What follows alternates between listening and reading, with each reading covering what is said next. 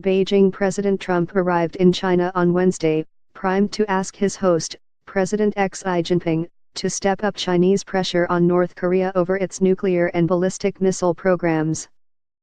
But Mr. Trump's latest foray into personal diplomacy may end in frustration, as the communist strongman he calls his friend either cannot, or does not want to, do the job. Mr. Trump, a senior administration official said, plans to call on the Chinese leader to cut off oil exports to North Korea, at least temporarily, to close down North Korean bank accounts in China, and to send home tens of thousands of North Koreans who work in China.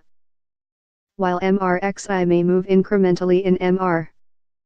Trump's direction, experts said he was unlikely to fundamentally alter China's dynamic with North Korea, a one-time client state with whom its relations have steadily soured during the reign of Kim Jong-un. There are big differences in the way of thinking between the United States and China on North Korea, said Yang Zhou, a former Chinese Foreign Ministry negotiator on North Korea. Trump thinks of North Korea too simplistically that if China cuts off the oil, the nuclear issue will be solved.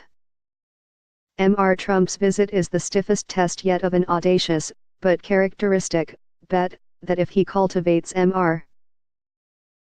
Xi and offers him concessions, like delaying punitive trade moves, he can persuade the Chinese leader to move against the North in a way that none of his predecessors have.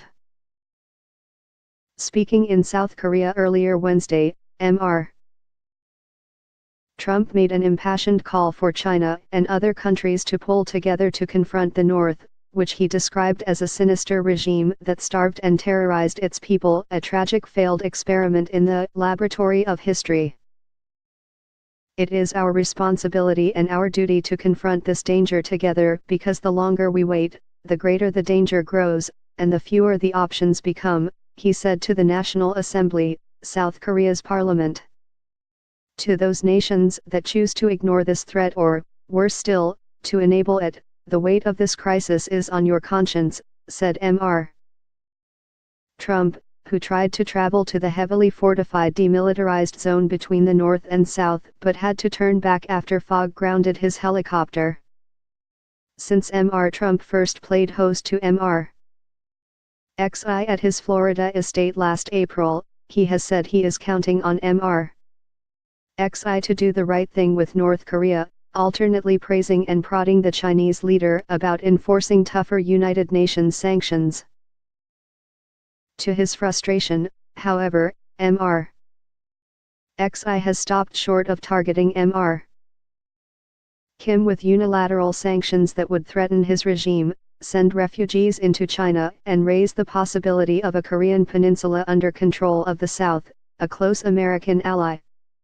China supplies much of North Korea's energy. Almost all of its crude oil flows in an 18-mile pipeline from the port city of Dandong, under the Yalu River, into the North Korean town of Sinuahu.